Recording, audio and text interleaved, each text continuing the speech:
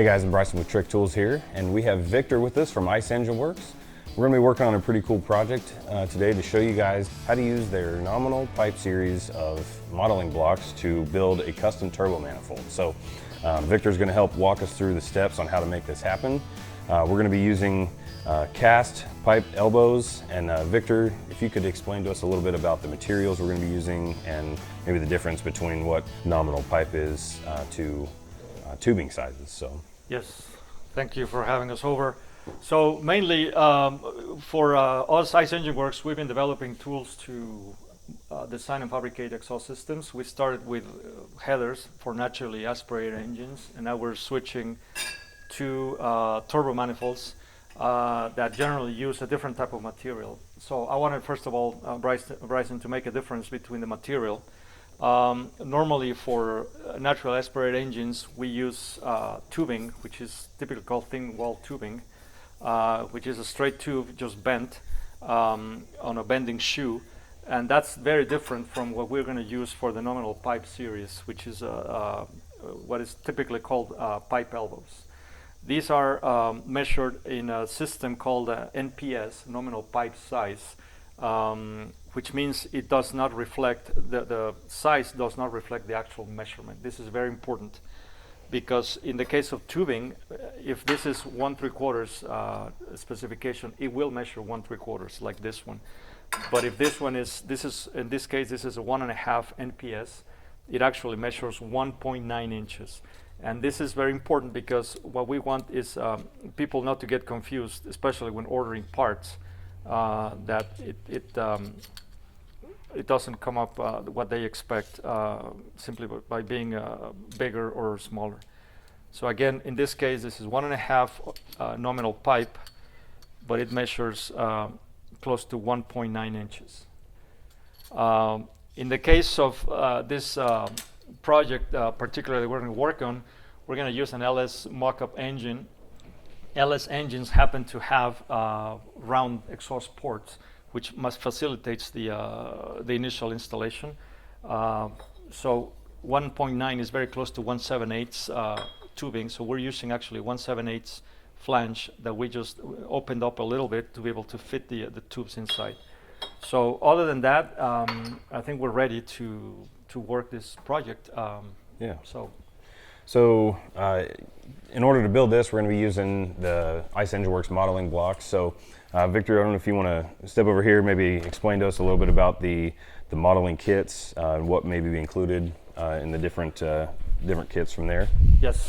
So what we've done here is, first of all, we've took a lot of notes when we designed this thing about how people in general develop their turbo manifolds, the systems, the type of materials that are available, and essentially it's only two sizes for bends. This is very different to what happens with tubing. With tubing, in general, if you are able to machine or develop a bending shoe, you can bend the tube at any radius that you want, and that's sometimes a challenge. But in the case of nominal pipe, there's only two standards, the two sizes that are standard, and this is global, this is worldwide, which is a great benefit.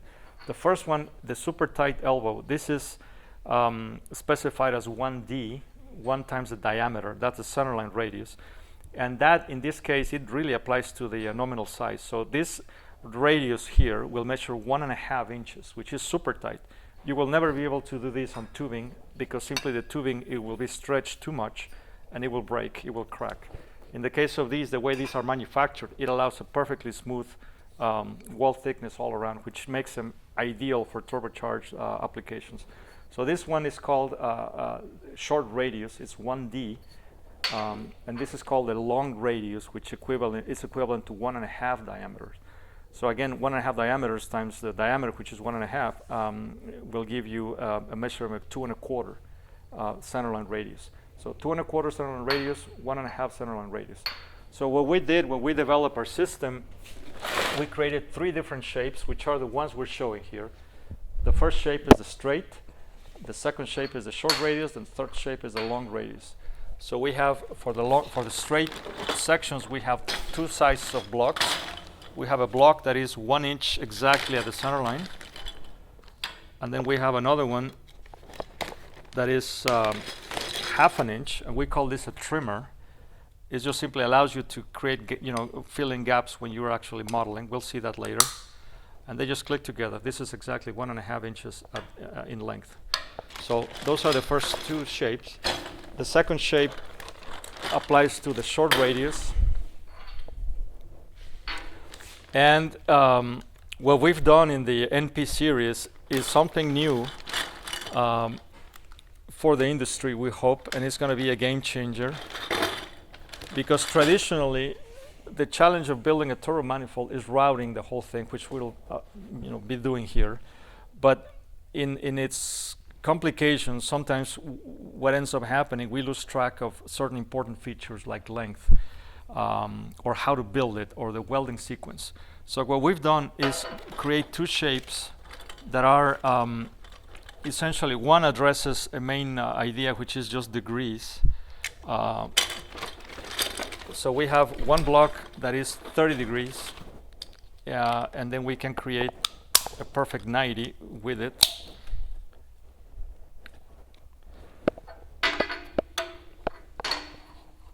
It will be exactly the same part. Now the fact that it's made out of 3 parts, it means that we can make this modular. So in an advanced mode for using this system that we'll explain later, we can technically use only 90-degree bends, or we can create multiples of 30 degrees in between. I can create a 120-degree bend simply by creating 2 of these together and then just trimming them or cutting them where it tells me. So this gives us an additional design freedom that was not available before. So that's the first part. The second option on this same block is, this is the game changer in the industry, we think, is a block that is exactly 1 inch in the center line. This allows us to create equal length runners for turbo manifolds that was not possible before, because simply there were too many things to keep track of. Now we can do it. Of course, the angle is very different than any 30. You can work the math on that, but essentially what I know is that in this section I have 3 inches in the imaginary center line, which is the line that the flow will see. The flow, when it travels inside a pipe, takes the profile of a bullet. The fastest moving point is at the center. So the closer you get to the walls, the more friction there is, so you're dragging. So that's the measurement that we actually becomes relevant in terms of calculations when you're actually estimating tuning points and resonance points on an exhaust system. So for us, it was very critical to create this option. This is the advanced mode. So if somebody wants to get super creative and very, ambitious about creating a certified equal length turbo manifold that will help the impeller pick up speed, because it will have the pulsations will be timed exactly, this is the way to go. And again, before this, there was no way of doing this properly. Finally, the third size applies to the long radius, which is, in this case, we have 3 different shapes. We have a 30 degree. We have a 30 degree, actually, no, this is not a one. This is the 30 degree. And so again, just to prove that, we have 3 times 30 is 90. We have a perfect 90 there. In the case of the long radius, because it's more useful and very flexible, we also created a 15 degree bend. So we can create 45s, 75s, anything in between. It's just another multiple. So we have 30 degrees here. We can click replace here and still conserve our overall 90 degree. And then, of course, we're also matching the other idea of equal length. So we also have a block that is exactly 1 inch at the imaginary center line. Of course, all the blocks are marked on the side, exactly the series they belong to and the center line radius. So with this, we can literally create anything we want on that design. And that's really what we encourage our users to be able to determine before starting with the project what is going to be the criteria of the project. It could be maximum performance, where you already have a pre-established length on the runners that we want to use, or it could be cost, where you want to create something that just doesn't take 40 hours, it takes 15 hours to build, that has the least amount of welds, the least amount of cuts. So there's so many ways to address the project based on your needs. Again, cost, time, performance, show. You want to show off your welding abilities. Well, you can create something really complex, but everything will be within the tool will be able to accommodate all those needs and be able to walk you through the whole thing. That's the goal that we have for this.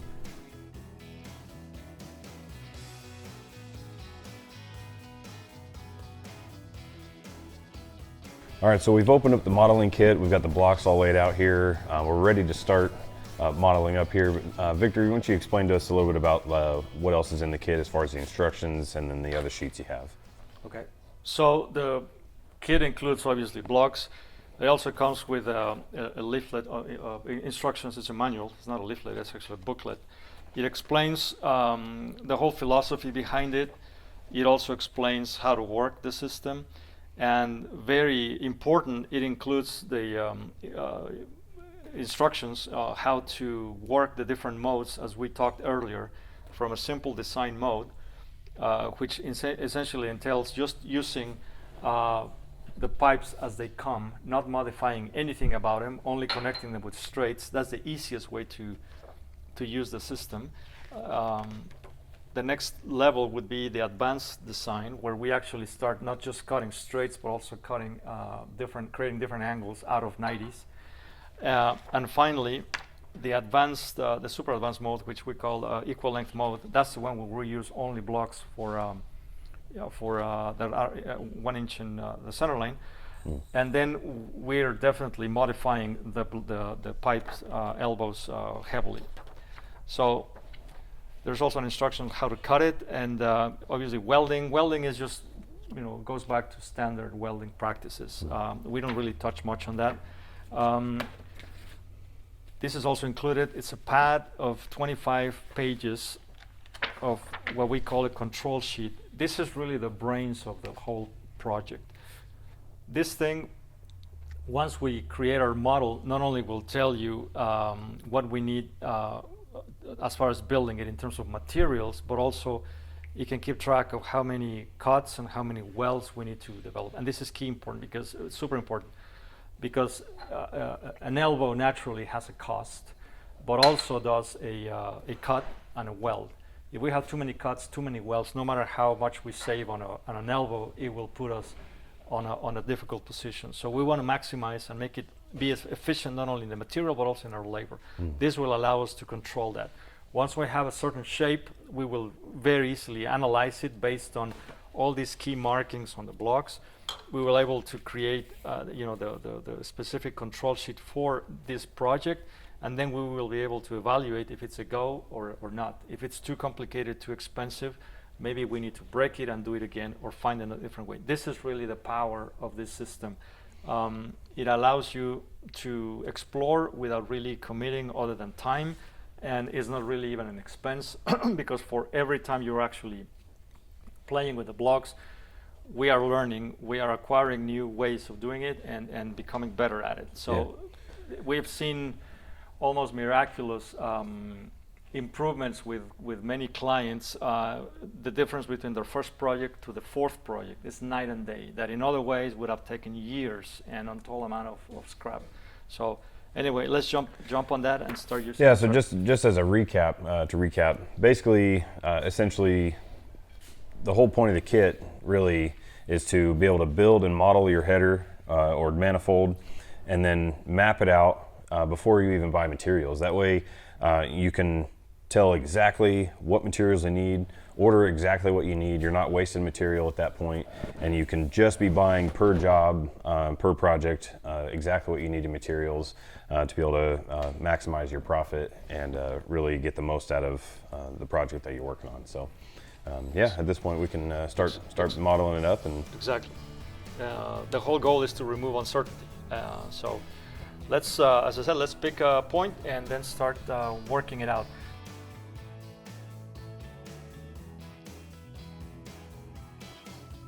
This is 30, 30, 30. Okay, so these are all 30 degrees.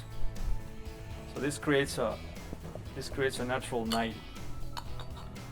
So what we're trying to do, or trying to avoid, is to have as many breaks in the line. Every time there's a break in the arrow line that is created when connecting several of these blocks, we have to make a cut on a weld. When the line is the same, all this is essentially one plane. It sits flat, just like this. We'll show you guys that up close with a picture, but there are arrows on these blocks that when those are lined up, that's when you know that it's going to match the plane of your material. So you keep those lined up, and like you said, anywhere that those arrows are broken, that's where you're going to have a cut and a weld in your part. So exactly. So we're trying to avoid that. A design like this, it will take more cuts, more welds. Probably if we go back and redesign or reinvest another 5 minutes in our model, we can get rid of extra welds. So with that in mind, we're going to try to connect as many of these as possible and minimize the work. So let's pick on. I would suggest in this case coiling the rear one, the one that is closer to the collector, is not really a problem. The one that always determines the length is obviously the one that is furthest, because there's no way we can shorten it. So let's just try that. And what I would recommend is, we try to come out and then tucking it in, so that we leave a lot of room for the other ones, and we don't start taking room away that might have interference with other stuff. So on that, my personal style is to actually create a runner without really anchoring it first. I just play with it, I just create a length, and I'm just essentially trying it, testing it until I feel confident. Then I put this thing on and then lock it in and then move on to the next. Okay. So you're gonna give it a shot to that. Brycen, maybe just getting creative. While you do that, I will talk a little bit about some of the things that we recommend as far as exhaust design. If we think about what's happening in the engine, obviously we're creating explosions inside the combustion chamber at a controlled rate. Those explosions obviously create the exhaust gases that we need to evacuate and eventually put on a turbo to extract some of that energy. But the temperature of those explosions is pretty high. Typically in the turbo, we'll be running around 1100 degrees or even higher, depending on the application, depending on the load. But this all, what it creates is a situation where we have to, again, take advantage of that energy that we're packing in there and be able to use it the best way possible to transfer it to the turbo as quickly and as efficiently as possible. So we're trying to minimize any losses of that energy in that flow of gases or spent gases. So what we recommend is, if you need to make all tight bends, start with them at the beginning. And the reason is, again, we're packing a lot of energy at the beginning. It's a lot easier to give up a little bit of that energy in making a tight turn than it is to make a tight turn at the end, where the flow, as it comes out, it will have a high temperature. It will be with very low density. It will be moving very fast as a gas, but as it moves down, it starts cooling. Of course, it doesn't cool drastically, but it will lose, 50, 100, 200 degrees, depending on the application of temperature. That creates, on an ideal gas equation, if easy to calculate, that the gas will become more condensed. It will become heavier to move or to be pushed. So we want to keep the gas as hot as possible, without making it lose energy through tight bends as much as possible. So a sleek design is very much recommended. We also want to conserve heat. We also want to make a design that is tight, so that it doesn't give out that much heat away, because again, giving out heat will create the gas, will make it lose temperature, obviously, and create a more condensed volume, and it will slow down. We want a fast-moving gas that is as hot as we can get it. So, what do you think? I think it's close, but there you go. So that's got to get the right angles. Exactly. Well, remember, for every change in plane, you have a funny angle that you can play with. Every time you rotate it, it shoots the end to a different location. So What that means is that you have actually 4 different adjustment points that can make it happen, while you already got there. Exactly. We can twist this and it'll move this way. We can twist this other section, will move this way. So this is when we mean that you need to explore the space, and this is what happens in our brains. The more you use this, the more you will start thinking in terms of how the blocks behave. You're very close right there. Very close. So maybe, exactly, there you go. You read my mind.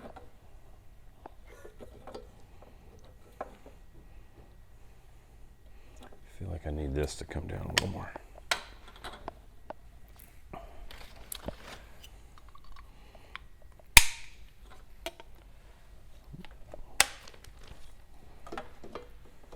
We have seen some projects with some of our clients who actually label the bags, with the bigger numbers. I admit that the numbers are not as big as they could be, and this is a limitation on the manufacturing process.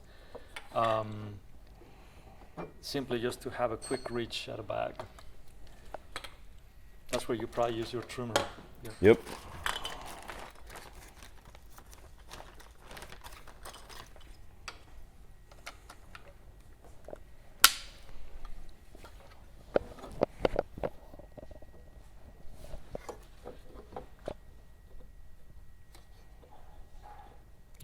It is right there. Now keep in mind, Brycen, that this is, as much as we're trying to make this process as easy as possible, we're still humans, and the cutting will be made by a human, the welding, so there's a lot of leeway, which actually we can take, and use it to our advantage. Yeah. So it doesn't have to be 100% perfect. There's a lot of ways, or a lot of aspects in the process that will allow us to close any funny gaps or make up for any inaccuracies. I think that's very, very good, right there. Yeah, it gives you plenty of room to be able to come out the outside with these, and Yep, and as we pointed out, we're getting a relatively sharp turn, and then as we move closer to the collector, we're starting to pick up a more of a straight line. So we are allowing the gas to use its energy to move instead of bouncing against the wall or making a tight turn. Gotcha. So yeah. So then let's just place this thing and then lock that one in. Okay. And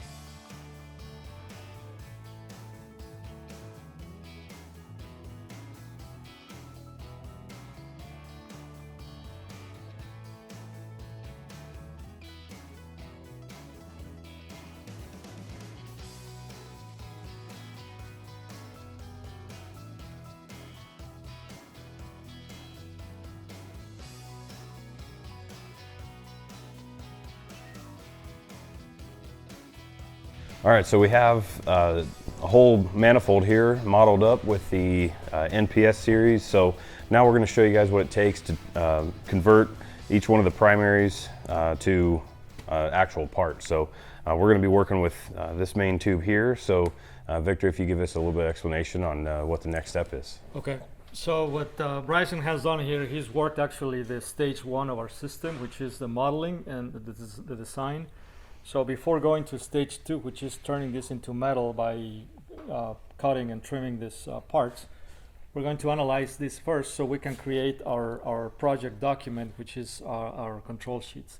This is what's going to tell us how many of these we need to do, how much work is involved into recreating this part into metal. So the first thing we have to make sure is, we're going to start with this one. So we're going to make sure that first of all these curves are as we intended. And in this case, Brycen intended to make this a single part. So we're going to make sure that the arrows on the top of the blocks are lined up, and of course that the blocks belong to the same centerline radius, otherwise it wouldn't make sense. So from doing that, we follow this line and we make sure it's good, and then we follow the next curve. This is also good. It's all lined up until here, and then this one as well. So we should be fine. On the straights, obviously it doesn't matter. So with this, from a quick analysis, what this means is we have a straight section. We're going to have a cut and a weld. We'll have an elbow here, a cut and a weld. Actually, not a cut, just a weld. A section, a straight part, also cut and weld here. And then we're going to tack 290 degrees here, and then add another straight section before we do this. If we were doing this in tubing using a U-bend, essentially it's the same idea, except that we have the U-bend around. Just to, yeah, there you go. Thank you. If we were doing this in tubing, for example, we would have this part would be first one section up to here. It would come out of a partial section like this, and then we have the next section all the way to here on with another U-bend, and then another section that would go all the way. So this is the way we try to optimize to the least amount of cuts and welds.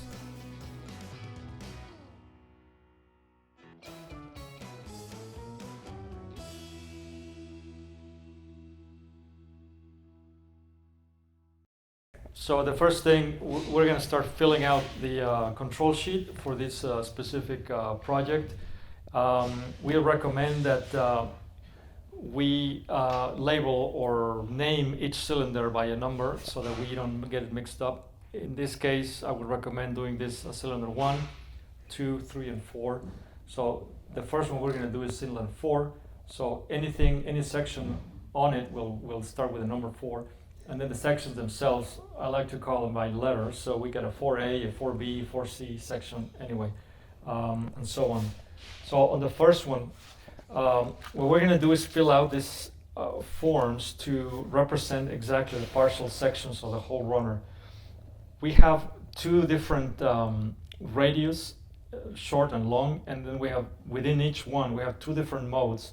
So you got to make sure that you're using which mode you're using. In this case, Brycen chose to use degrees, so we're going to use the 30-degree block. The other one is the 1 inch long for equal length. We're not using that, obviously, because we're using full angles that will always round up to 180s or 90s.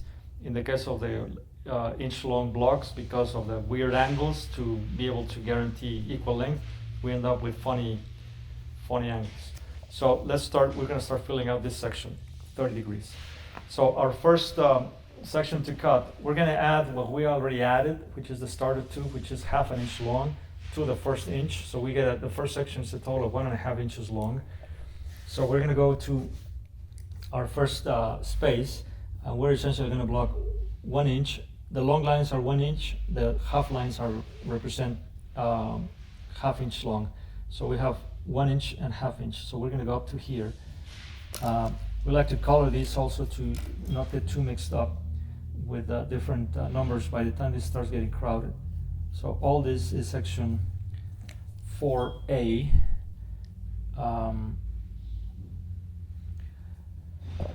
And we also like to mark the flow of the gas, because this is important. By the time you have a lot of these filled out, they're going to look very much the same, and we're going to find a way to differentiate the way we're going to weld them. It's very easy to get confused and weld it backwards or upside down. So just for the sake of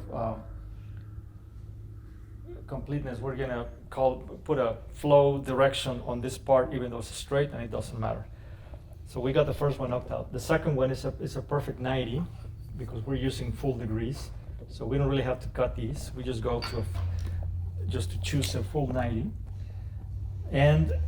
But here again, let's make sure, because we're using, this is a long radius. So we're gonna have to use the long radius 30 degrees. So we're gonna use this guy. So that's 90 degrees worth of that. This whole section will be our section 4B. And again, it doesn't make a difference in this case, but it's always good to have this practice of putting a flow direction. So we're now this far. Now the next one is 1, 2, 3 inches of straight. I can use this same part already, this same leg. Actually, any leg can be used because these are separate. So we have 1, 2, and 3. We're going to go to here, and we have 3 inches here. You can use crayons, you can use highlighters to do this. So this is 4C, and again, direction doesn't matter, but we still want to make sure we have the discipline to do it always. The next section is at 90, and then another 90. That's a full 180. So for that, we're going to use. And these are actually the short radius right here. Those are short radius. That's a good radius. catch. Very good. Yep. All right, thank you for that. So we move on to short radius 30 degree. And we have 180s. So we have 2 of these guys. So this is going to be 4D, and again, it's all symmetrical, so it doesn't matter. And finally, we have 1, 2. So in this case, Brycen ran out of straight blocks. We're not using the equivalent of 2.5 to make 1. So we have 1, 2, 3, 4, 5 inches. We can pick any leg because again, they're separate. So let's just choose. I don't think we have enough. So this 1, 2, 3, 4. We'll add another one. And this whole thing.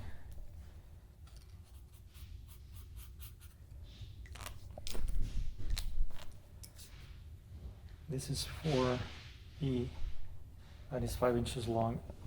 And then finally we have this one that is 30 degrees and then 15.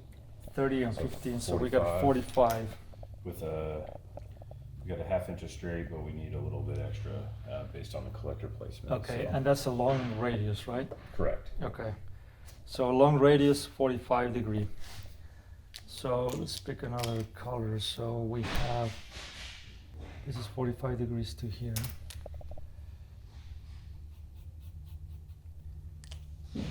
So 4F. And this is worth 45 degrees.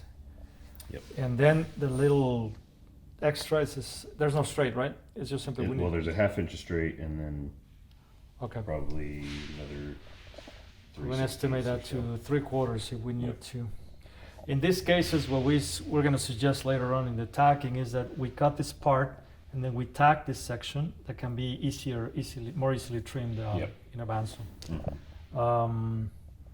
So the last part will be, let's just call it 3/4.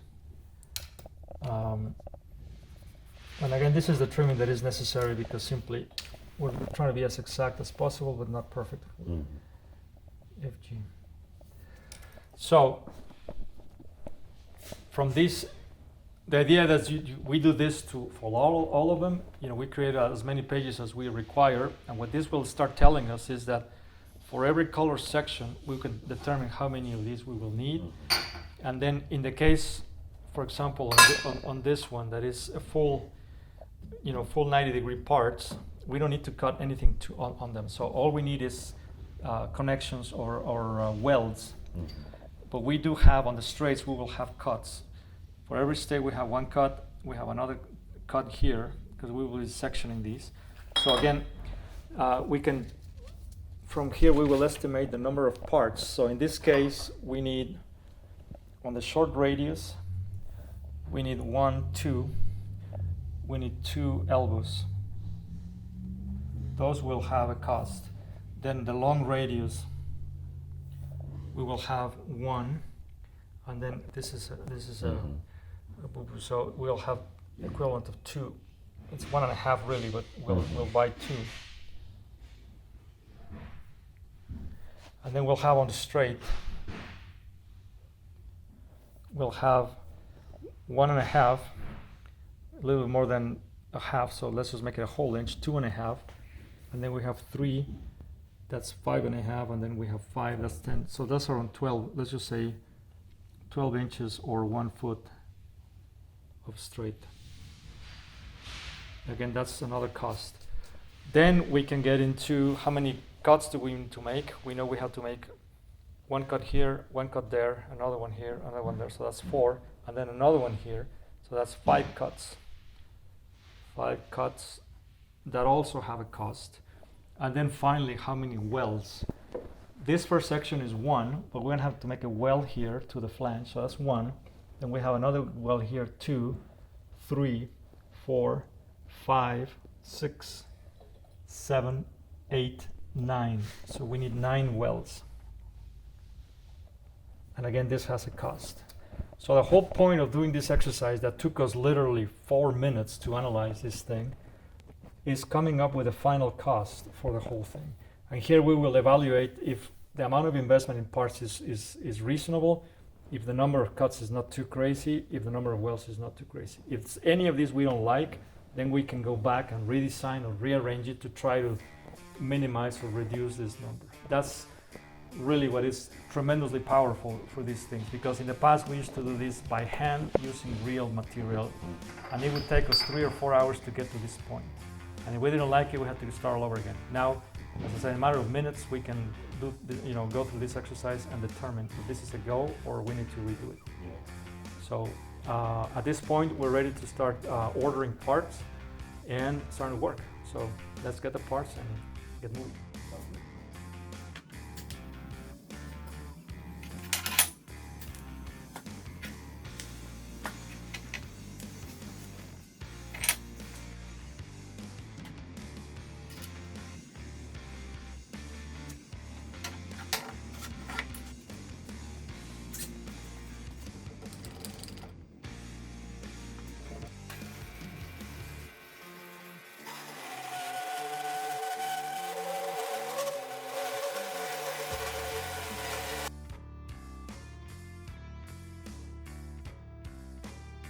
So we got the, out of this design, we got the most complex part, which is recreating this 45 with a leg already. So again, Brycen used extra spare blocks to create this part, so we don't have to take that apart. So this is how we're going to start substituting each of these sections. So we go back to, with our first part, we go back to our control sheet, and we now get rid of 2 parts. We got this part, which is 4F and 4E, so these are gone. Now it is advisable to mark what these parts are, again, just to make sure, because by the time we have all of them, there will be a lot of them that look alike, and it's very easy to mix them up. So this will be 4F, and this is 4E. Now this can be all wiped later with acetone or whatever. Sometimes people choose to put it inside, whatever, but at least we know that these 2 parts are knocked out. So now we can move on to the easy ones, which are more straights. We have a 90, we don't need to do anything to, and that's a long radius. So we got, let's just do this one right now. This is 4B, and again this is, we cross it out, and now we need to do 4C, 4G, which are the straights, and then we need to do 180 using 2 short radius.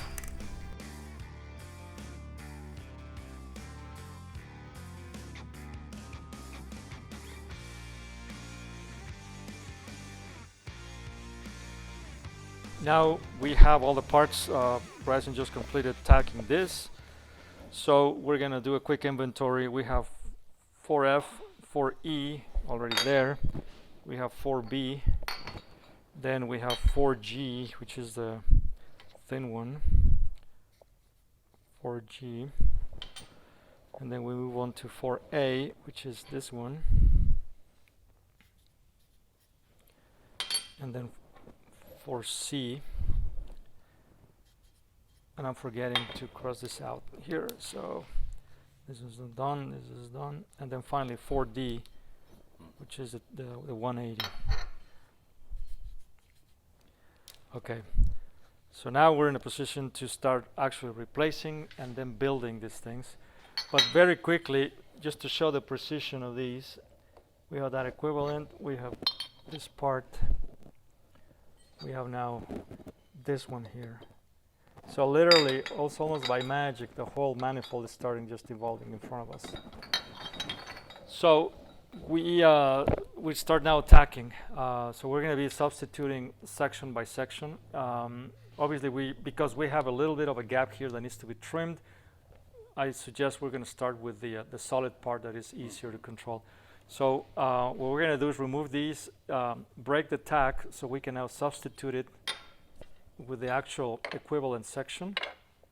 And I'm sorry, that's not that one, it's this one.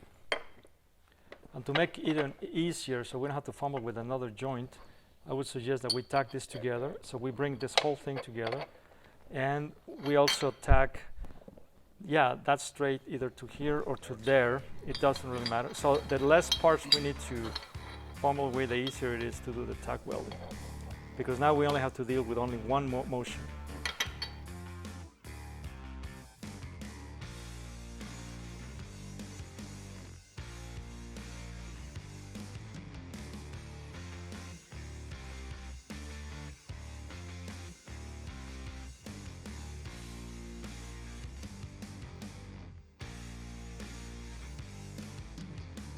Well, we've finished tacking all of this stainless material together to complete the first primary tube, and as you can see, it's a pretty close resemblance to what the blocks represented to start with. So, what do you think, Victor?